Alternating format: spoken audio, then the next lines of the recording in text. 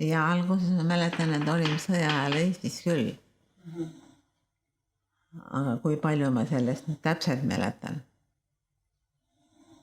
Ma mäletan rohkem, kui me siis läksime, pidime rongiga minema Saksamaale. Piletid olid ostetud juba. Emaga tulime, vanaema oli kah meiega koos ja tädi.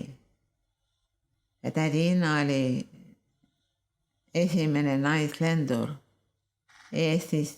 Elasime, kui me läksime Eestist Saksamaale,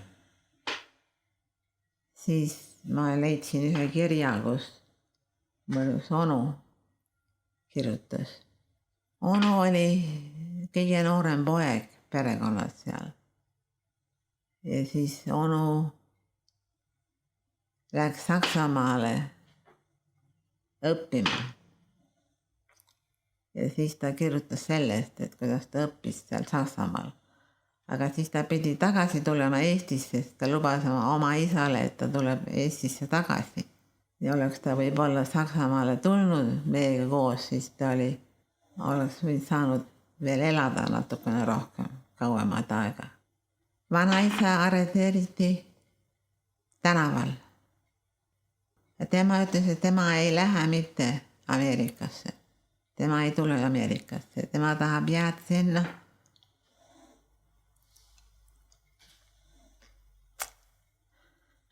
Aga ta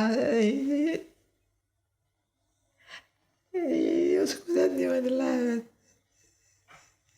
Tuleb midagi. Vennelased tuli sisse.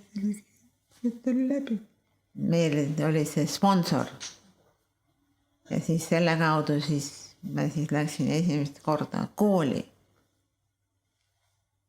Ja siis koolis oli siis niimoodi, et see poiss, kes mind viis kooli, siis tema ütles, et küsis ikka minu käest, et kas minul on neko.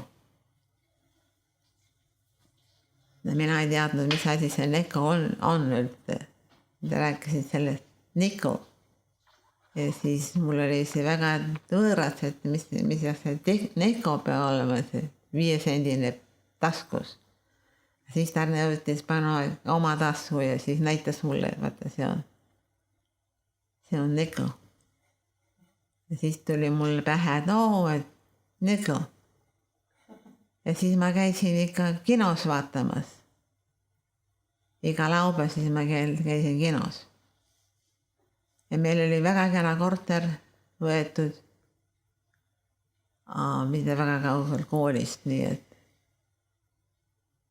see oli kena koht.